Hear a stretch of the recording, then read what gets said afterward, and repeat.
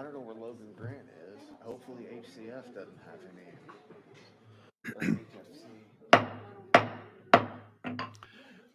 The House Government Operations Committee for Monday, 5 February will come to order. Clerk, please call the roll. Representatives Bolso, Carr, Chisholm, Clemens, Crawford, Eldridge, Faison, Hakeem, Helton Haynes, Himmer, Johnson, Jones, Kiesling, Kumar, Lafferty, Littleton, Martin, McCalman, Rudder, Vice Chairman Reedy, Chairman Reagan. Here. Mr. Chairman, you have a quorum. Thank you, Madam Clerk. Members, before we get started, do we have any personal orders or announcements? Seeing none, we'll take care of some administrative items first. Number one on our calendar, which is House Bill 1663, doesn't belong in this committee. It's not in this committee. It is no longer in this committee. Therefore, item number one will not be heard today. And we will now take some bills out of order to accommodate some members who have to leave early, as well as following our tradition. If you will, skip to item number 8, which is House Bill 1707 by Representative McCalman. We have a motion and a second. Representative, you recognize, sir. Thank you, Chairman. Members, this is a Secretary of State bill. It's predominantly a cleanup bill for the Charitable Solicitations Act. It's the first substantial cleanup since 2007. The bill moves all definitions in the Act to the definitions section and eliminates redundant filings. Excuse me. In addition to the cleanup, the bill will allow the Secretary of State to administratively prohibit charitable organization from soliciting funds during an official investigation, instead of having the Attorney General rush to court to obtain an injunction. It's important to note an organization can appeal this decision through the Uniform Administrative Procedures Act and may resume raising funds during the investigation if they win that appeal. The bill also clarifies the Secretary of State has discretion instead of requiring the Secretary to impose civil penalties for violations of the Charitable Solicitations Act. This allows the Secretary of State to help organizations get back into compliance rather than insisting on civil penalties. And with that, I renew my motion. Members, you've heard an explanation. Do we have questions of the sponsor? You recognize Representative Hemmer. Thank you, Mr. Chairman. I had a quick question around section 27. It talks about not be able to use the word police, firefighter, fireman, or veteran unless they're done so in writing by a bona fide situation. Is there a definition for bona fide? You recognize, sir. I would defer to the department on that, and we do have Christina Temple here, if it would please the committee. We can also have legal address it if we choose. Oh. All right. Would you want to hear from the department? We have a request, so we're out of session. Please identify yourself and your department. Check your mic, please. Okay. My name is Christina Temple. I'm here from the Secretary of State's office. Representative Hemmer, would you like to repose your question? Yes, if there's a definition for bona fide, or you could provide some further explanation. Just to Yeah, understand. I would defer to legal's definition of it. While we're out of session then, do you have any other question before we go to legal? Do you have a question for our witness? Representative Johnson, you recognize. Thank you. So I was curious. I bring legislation about a nonprofit daycare center that has been, I wonder if this changes the status of a nonprofit daycare center that is not religious, in whether or not they have to obtain an audit,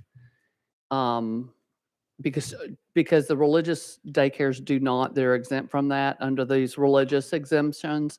And so I was wondering if this affects the situation with nonprofit daycare centers and childcare that are not religious. Do they You still have recognize- to obtain that audit? That's You're a great recognized. question. Are you referring to the audit that's triggered when they make over or raise over 500,000?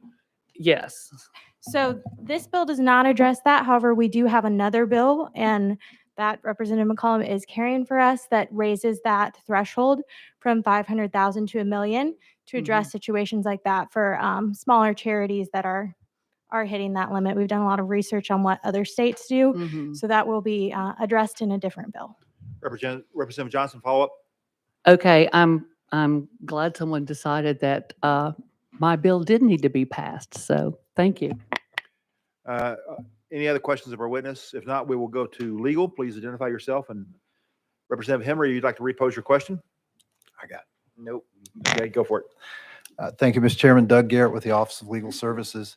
To your question, Representative Himmer, bona fide is defined, bona fide Indian organizations, bona fide religious organizations, and there are references to bona fide firefighters, police, or veterans organizations. What, Did that address your question, sir? what about police? I guess my question is, I saw the bill, I just didn't know if it was up in the code, and it, to your point, it defines bona fide religious institutions, bona fide Indian organizations, but it didn't mention the other ones in the bottom of the bill, so I was just making sure we had a definition for that. You're recognized.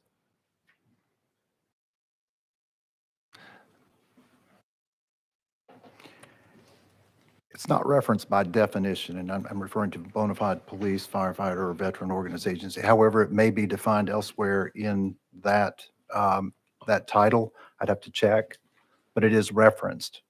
Mr. Chairman, I You're- think our, you're- you're recognized. Oh, all right. Our witness, you have a comment on that? To clarify this whole section of the Again, bill. please identify yourself for the Oh, video. I'm sorry.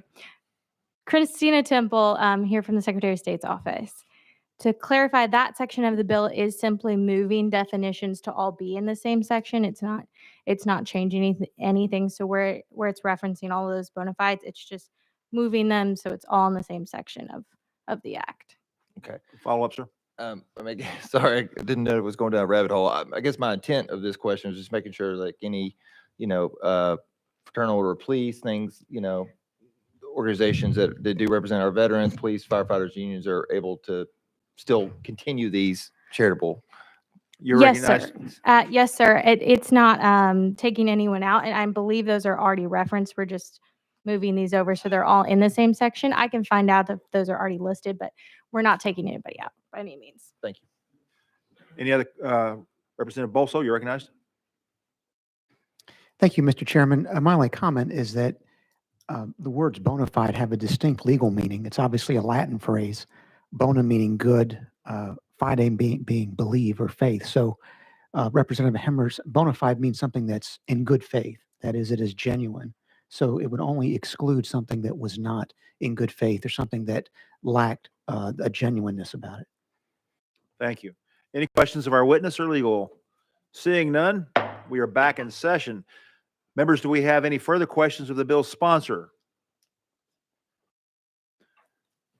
Seeing none, without objection, we'll be voting on House Bill 1707, going to calendar and rules. All in favor indicate by saying aye. Aye. All opposed, nay. Ayes have it. Bill moves out to calendar and rules. Thank you, Chairman.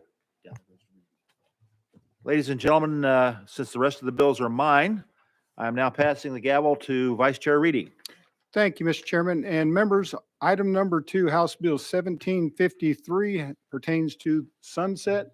Can I get a motion and a second? We've got a motion and a second. Chairman Reagan, you are recognized on the bill.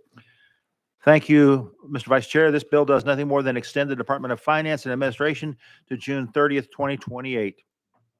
With that, I stand ready for questions. Questions for the chairman on this bill? Seeing none.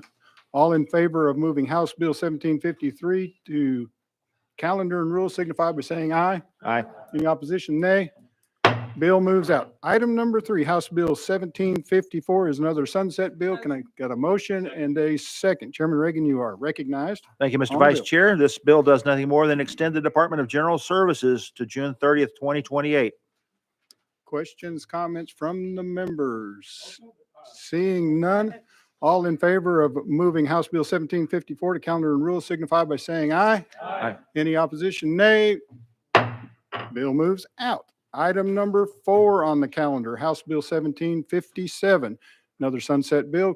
Can I get a motion? We got a motion and a second to hear the bill. Chairman Reagan, you are recognized on the bill. Thank you, Mr. Vice Chair. This bill extends the Health Facilities Commission to June 30th, 2026. Representative Clemens on the bill, please. Thank you, Mr. Chairman. Mr. Sponsor, Mr. Chairman, have you heard the concerns about the immediate jeopardy matters that are being issued by this board and commission? That used to be a power that was held by the Department of Health. From my understanding, we've heard and seen numerous immediate jeopardy orders being issued out of this department, and they're unilaterally decided by the director of this commission. Have you heard those concerns like I have? I have not, sir, but do we have representatives in that? Okay, a question has been asked. Would you come forward, please? At this time, we'll go out of session to hear from Mr. Logan Grant. Make sure your microphone's turned on and recognize yourselves to the committee, please. Thank you, sir. Logan Grant, Executive Director of the Health Facilities Commission. Happy to answer any questions. Representative Clemens. Thank you. As pertaining to immediate jeopardy orders, is it correct that you hold unilateral discretion to issue those? That is my understanding, that when certain requirements are met, that there is a substantiated threat to the safety of the patients of a facility, that we can suspend the admissions. Yes, sir. Representative Clemens. Thank you, Mr. Chairman. I've heard concerns with regards to some at-home dialysis centers. Do you have any issue or objection to at-home dialysis being performed by trained family members or healthcare providers in homes? Mr. Grant. Not conceptually, no, sir. Have you issued an immediate jeopardy order pertaining to any of that? I believe it's been at least several months since we've issued one of those orders on a dialysis clinic. I'd have to go back into the details. Off the top of my head, I can't remember, sir. Follow up, Mr. Thank you, Mr. Clemens. Chairman. I appreciate it. Can you outline for us the process that you go through to make that unilateral decision before issuing one of those orders? Mr. Grant.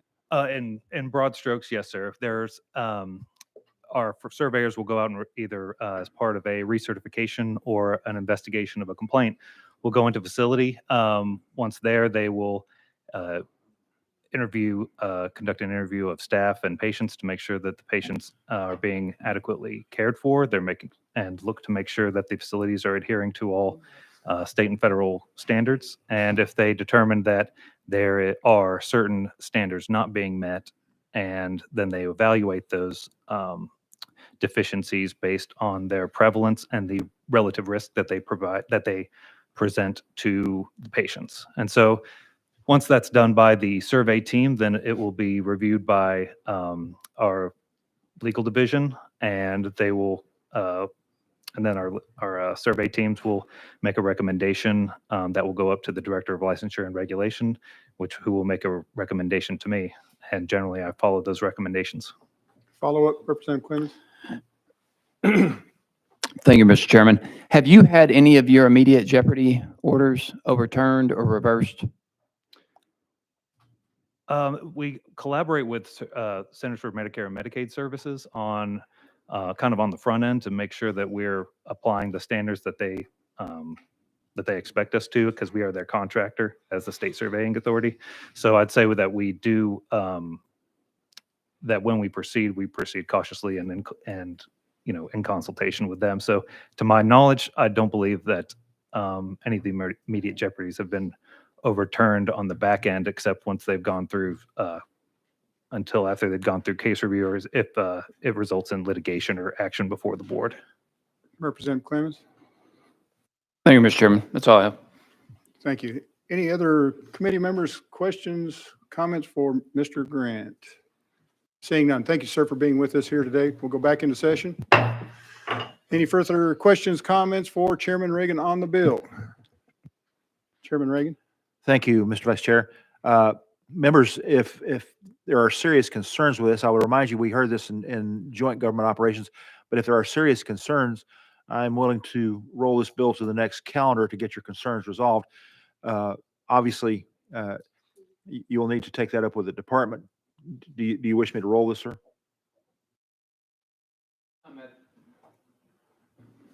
Mr. Chairman, it's your legislation. I defer to you. I have serious concerns about the unilateral discretion of the director with very little experience in the area that he's supervising, and issuing immediate jeopardy orders disrupts patient care and can result in undue taking of a Medicare number or license from some facility. So I would like to see the process. I don't know that it's the commission's fault, but for future purposes, I would love to see that process have more review rather than one person making a decision such as that could have such grave effects on patients and businesses in the state of Tennessee.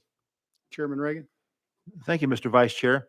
With that, I request to roll this to the next calendar and invite the department to contact our Chairman Clemens there and go into further explanation. And if any other member wishes to have more clarity on that, please let me know. Without objection, rolled 1 week. Item number 5, House Bill 1767 is another sunset bill. Can I get a motion? We got a motion and a second. Chairman Reagan, you are recognized on House Bill 1767.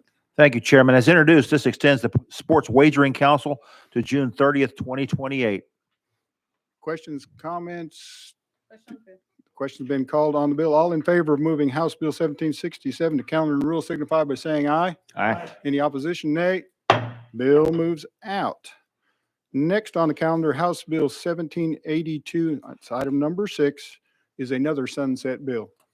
We have a motion and a second. Chairman Reagan, you are recognized on the bill. Thank you, Mr. Chair. By way of explanation, members, this commission has not been in the sunset cycle. This bill puts them into the sunset cycle so that they would come up for review in front of this committee. Questions, comments? Representative Jones. Thank you, Chairman Reedy. I had a few questions about, to just understand the purpose of this Tennessee Monuments and Memorials Commission. Would Representative Reagan mind explaining the purpose of this commission? Chairman Reagan. Thank you. Well, essentially, that question is better served where we reviewed this in joint committee, but nonetheless, we took the Historical Commission and the General Assembly took part of their duties and responsibilities and turned it over to this commission, Tennessee Monuments and Memorials, and retained the rest. How much more explanation do you want, sir? Representative Jones. Can you enumerate some of those responsibilities we transferred over? And it seems like it's kind of duplicating the efforts of the Tennessee Historical Commission. Can you explain what specific responsibilities we transferred over? I don't know if you recall, but I was kicked off GovOps temporarily, so I may have missed the meeting where you discussed this. So I'm trying to get clarification for my constituents as to the use of taxpayer money of creating another commission to do the job of commission that we already have. Chairman Reagan. Just a moment, sir. Okay, Mr. Chair, if I could. Yes, sir. Chairman Reagan, This agency has just come through for the initial entry into the sunset cycle. So the information you're asking about is more appropriately addressed to them when they appear before us for the first time. And so with that, Mr. Chairman, so will they be coming before us this year, or do you know? Well, as a committee, we can call them back and forth before us anytime we choose. But this termination date is June 30th, 2025. So that would be the next year. And this year, they will become before us a year before their termination date. So they will be coming this year to a sunset hearing. That's the normal schedule. There you go. Representative Jones, follow up on that. I think my question was very simple. I was just trying to understand the response. We're putting this into the sunset cycle. We're establishing a new commission. I was just trying to understand what is the responsibilities that we're putting them in the cycle for. And I think that's something reasonable to ask if we're putting them into the sunset cycle as to what is the purpose of this commission that we're establishing. Chairman Reagan. That's different from the Tennessee Historical Commission. Thank you. We are not establishing this commission, sir. It's already been established. What we're doing, their existence it predates this meeting of this thing. What we're doing is putting them into the sunset cycle so we can review them. So we'd have oversight of them is by doing the sunset. Representative Jones. Is there a way to get clarity in this bill, excuse me, in this proposal as to when they will come before this before Government Operations Committee to have oversight so we can ask these questions, as opposed to a year from now when it says that they'll be up for a hearing? Right. So at this time, what I'm understanding, we'll go out of session to hear from Mr. Garrett. Mr. Garrett, can you speak to that? And if so, we're out of session. Mr. Garrett? Thank you, Mr. Chairman. Doug Garrett with legal. I believe the question is, can we have representatives from this entity to appear before the committee? Is that where you are? Representative Jones? Yes, in this proposal, it says June 30th, 2025. Is there a way to make sure that they come before the Government Operations Committee before over a year from now, before this date of June 30th, 2025? Mr. Garrett? Thank you. Doug Garrett with legal. Yes, Representative Jones, they will be before this committee as part of the sunset review prior to their termination date, which is, well, I think they'll be here in December of between June and December of 24, which aligns with the sunset review cycle. So they will report to this committee or the Joint Evaluation Committee that oversees that. Right, and to better explain that, in serving on Government Operations Committee, many times we bring legislation before the legislative body. And when we fine tooth comb it, then we finally find out that there needs to be a sunset put on that legislation, and that's when it gets referred to the Government Operations for us to take over. Have anything to add to that, Mr. Garrett? Thank you, Chairman Doug Garrett. That's correct. Occasionally, bills will get drafted or bills will appear or are presented that perhaps do not have that open the appropriate titles in the caption. This may have been one of those incidents where it was not able to be amended. And I don't want to speak for the committee, but when the caption does not include Title IV, we cannot draft an amendment to put it in sunset. So this may be an act of the members going behind after the fact and pulling them into sunset so that there can be appropriate oversight. Right, that is correct. Representative Jones, any further questions for Mr. Garrett? I think that answers them. And I look forward to this commission coming before our committee just to get some of those answers to those questions. So thank you. Thank you. Representative Martin, do you have one for the, okay. Without further objection, we'll go back into session. Chairman Reagan, you are recognized on the bill.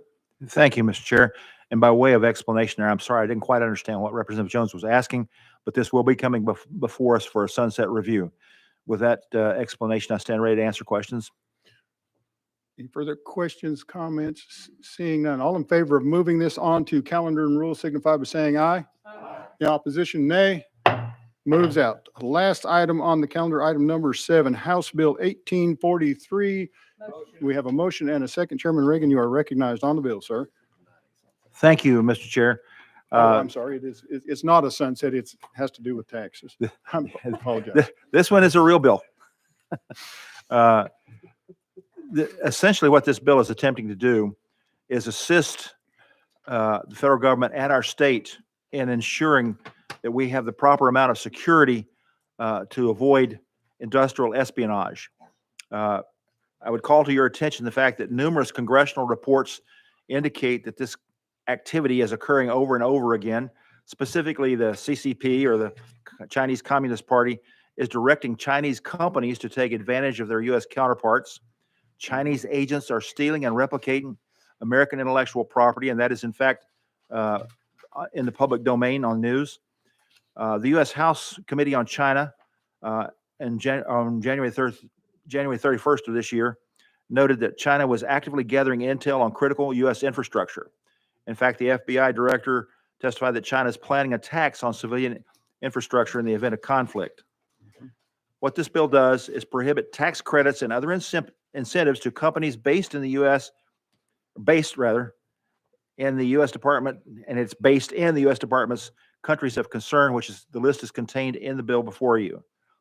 By discouraging Chinese investment, we discourage Chinese access to valuable research and infrastructure. This also adds a 100% bonus depreciation for certain capital investments that allows companies to write off their research and development expenses, and it will help keep our energy and tech companies on the cutting edge. In short, this bill gives a boost to investment that we as a state want, as well as for our country. With that explanation, I stand ready to answer questions. Questions, comments, Representative Hemmer? Thank you, Mr. Chairman. Just curious, with Tennessee having a very large foreign direct investment, I know you mentioned China, but the bill mentioned several other countries. It's very detailed in terms of the clawbacks, et cetera. Just even looking from the, ECD website, we have $46 billion in direct foreign capital investment. And, there's a clause in this legislation that allows the governor to recognize any other country that they deem fit in consultation with the Secretary of State. So I was just more of curious how the department feels about this, and would like to know, Department of Economic Community Development, how this would affect the our business climate and the work that they do to bring jobs to Tennessee. Chairman Reagan, you're recognized. Thank you. Since he's asked for the department to testify, I'll yield to them. However, we'll point out that for the members, the list is contained on page 4 of the draft. And specifically, it says countries of concern means A, the People's Republic of China, B, the Russian Federation, C, the Islamic Republic of Iran, D, the Democratic Republic of Korea, Democratic People's Republic of Korea, E, the Republic of Cuba, F, the Venezuelan regime of Nicolas Maduro, G, the Syrian Arab Republic, or, and as the good representative referred to, any other nation state categorized as a country of concern by the governor in consultation with the United States Department of State. If the representative still wants to hear from the department, I'm willing to allow them to come up. Well, Mr. Chairman, we don't have anybody on the list from the department to hear on this. Sorry. So Representative Hemmer? I would love to, I see the representative from the department sitting on the front row, if the chairman would indulge. I think it's important.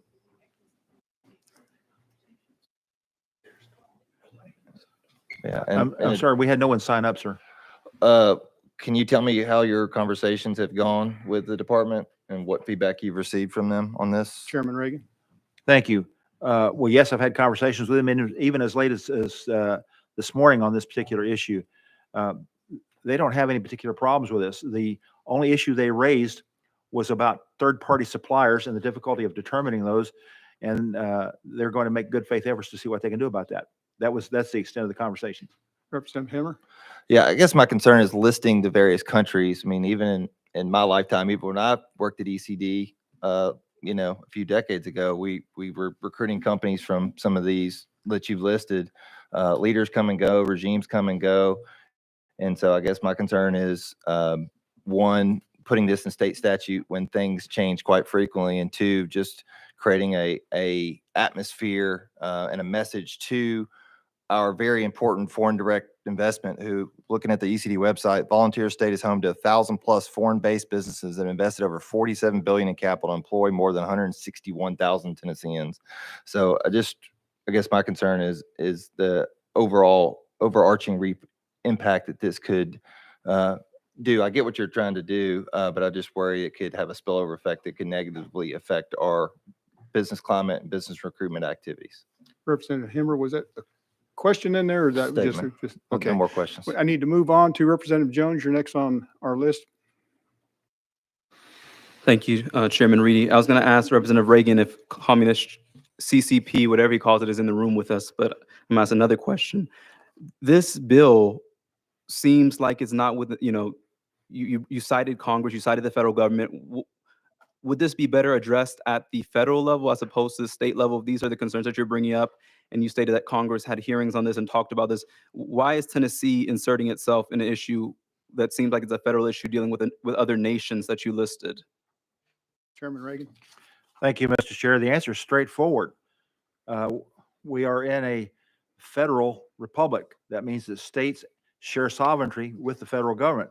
And this is exercising part of our state sovereignty about doing business with entities that are bent on stealing our technology and ideas. And in particular, I'll point out to you that, sir, we have the premier nuclear energy site in the world in our state, in addition to some other high-tech operations that are vulnerable to industrial espionage. Our universities are vulnerable because we have a lot of foreign students, and that's not necessarily a bad thing. But the idea that behind this bill is to avoid where we know that we have problems. For example, I would point out to you that item C on the list on page 4 is considered to be a sponsor of the current conflicts that are going on in the Middle East. Three of our soldiers died as a result of this. And we've had numerous launches against the proxies of this organization throughout that region. I see nothing wrong with our state standing firm and saying we collectively choose not to do business with these people. Representative Jones, follow up. It just seems like this bill is feeding into this rhetoric of xenophobia, of anti-immigrant behavior and belief. And it just seems almost like a conspiracy theory type of legislation that is not based in reality or fact, that's not actually solving a real issue, but is based off of just trying to demonize people from other countries. And it's very sad that we have this bill before us. You know, if we're serious about taking on these threats to our nation, I would advise my colleagues to look at who they're supporting for president. Representative Clemens. Just a second. I would like to answer that, sir. Chairman Reagan, you are recognized. Thank you. Representative Jones, I'll point out to you that I've had the opportunity to serve in that part of the world. I have worked with people over there that live there, and I have the highest respect and admiration as well as affection for them. I've also had to stand against those bent on killing me and my comrades. I resent your implication that this is somehow against those who come to this country for good reasons. This is against those who would do us harm, injury, and steal from us. Representative Clemens, you're next on our list, please. Thank you, Mr. Chairman. My questions go to, Mr. Chairman, if you could explain, I mean, there are several countries that I would deem countries of concern, just subjectively, in my own personal opinion. What was the basis that you used to decide on these specific countries versus others that might have otherwise been included? Chairman Reagan. Thank you. This list came straight from the United States State Department, sir. Representative. Thank you, Mr. Chairman. And so the U.S. State Department has labeled these as countries of concern, I take it, and no others? Chairman. I can't speak for the others. This was on the list that they have on their website and was confirmed by my research, sir. Okay. Yeah, Mr. Yes, sir. Thank you, Mr. Chairman. Please continue. So that's my question then is if any other countries that have been deemed countries of concern have been left off this list for any reason by the sponsor. And then also, I have a question. You know, I'm reading this bill, you know, increasing supply chain investment, you know, incentivizing R&D, those are great objectives. And I certainly don't have a problem with them. I think subjectively kind of choosing countries to exclude is problematic. I certainly don't have personal love for some of these countries myself, but I do the people. And I guess my question is, how are you going to enforce this? You know, some people who come to this country, they're treated, they may have a working visa here in the country. They may be citizens of this country, may have dual citizenship of this country, but still owe taxes or have some other financial obligation to their home country simply because of their income. Are we going to prevent those individuals who have chosen to come here and invest in this country, perform R&D that will benefit our citizens? Are we going to prevent them acting in good faith from benefiting from these incentives? Chairman Reagan. Thank you for the question. The answer is it's not addressed in this bill, sir. This bill is about the agents or actors acting on behalf of these countries of concern. Follow up, Representative Clemens. That's all. Thank you, Mr. Chairman. Representative Hakeem, you're next on my list, sir. Thank you, Mr. Chairman. For me, this discussion has created more questions than answers.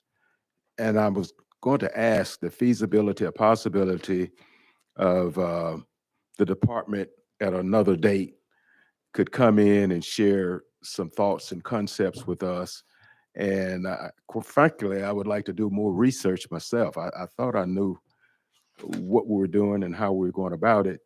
And like I said, created more questions than answers for me.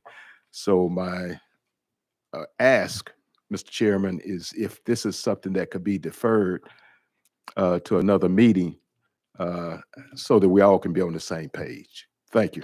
Chairman Reagan. Thank you for the question. I would ask that you reconsider that, sir. This bill is already 5 pages long, and the fiscal note that's on it adds more information. I would encourage you, sir, to read through that. I believe it's adequately addressed all the concerns that were raised in this committee today. Additionally, I will also point out again that this is based on information from our own United States Department of State, as well in coordination, I might add. They gather this information from other agencies in our federal government, like the CIA and the DIA and other intelligence agencies. These countries are not put on this list by accident or without grave concern. And I think we in Tennessee have a right to protect ourselves as much as the State Department to protect the country. Representative Hakeem. Thank you, Mr. Chairman. I do think also that we have the right to protect ourselves and our country, but I want to be sure that what I'm hearing is what the facts are, not to insinuate anything about anyone, but one person's understanding of the process may be different from another, and I'd like the opportunity to evaluate that and come to my own conclusion. Thank you. Chairman Reagan. Thank you. The bill is before us. Excuse me. Thank you. The bill is before us as the Government Operations Committee because it calls for rulemaking, sir. And I'd also point out to you that this bill is going from here to finance. So the opportunity for other questions to be raised will be available in that committee. Representative Hakeem. Thank you, Mr. Chairman. I request that this bill be deferred or moved to another date. Motion's been made. Any objection? Mr. Chairman, Chairman Reagan. thank you. I respectfully move that motion to the table. It's been motion and second to move that to the table. All in favor, say aye. Aye. Those opposed, nay. Move to the table. Question has been called on the bill. There has been an objection.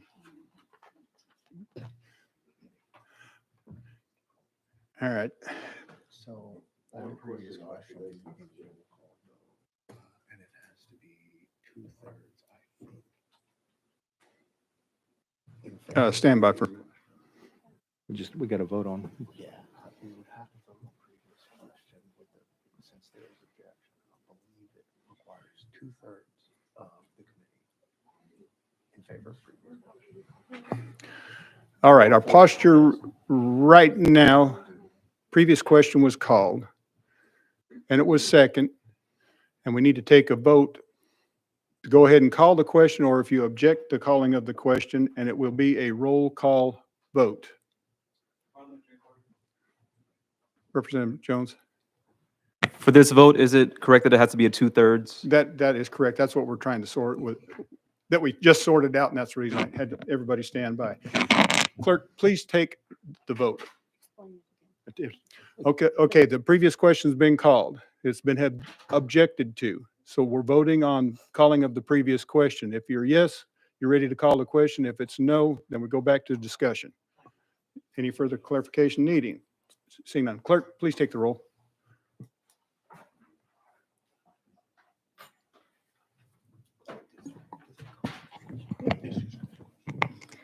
Representatives Bolso? Yes.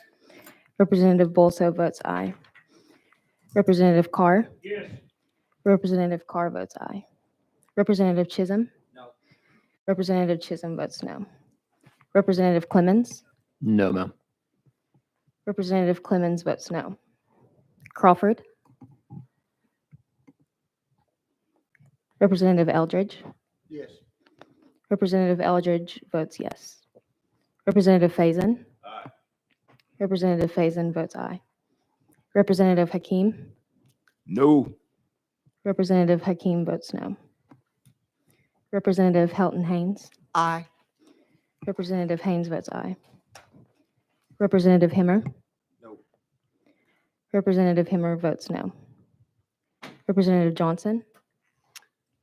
No, we need to hear from the department. Representative Johnson votes no. Representative Jones. No. Representative Jones votes no. Representative Kiesling. Yes. Representative Kiesling votes yes. Representative Kumar. Representative Kumar votes aye. Representative Lafferty. Representative Littleton. Aye. Representative Littleton votes aye. Representative Martin. Aye. Representative Martin votes aye. Representative McCalman.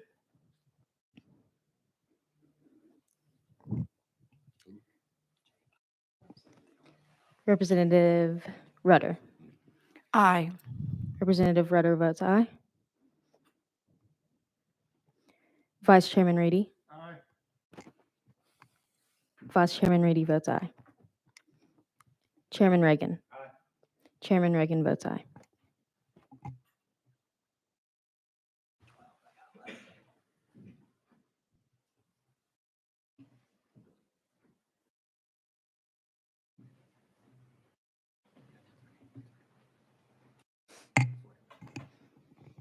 Mr. Chairman, you have 12 ayes and 6 noes. Damn, that's right on there.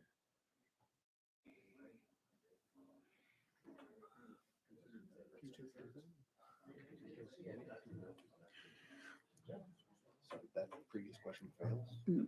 Previous question prevails. At this time, we will be taking a vote on moving this out to Finance, Ways and Means. All in favor, say aye. Aye. Any opposition, nay. Nay. Bill moves out to Finance, Ways and Means. Mr. Chairman, the gavel is yours, sir. Thank you, Mr. Vice Chair. Members, I see no other business to come before us. Do we have a motion to adjourn? Do I hear a second? Non-debatable, we are adjourned. I can let you have a problem.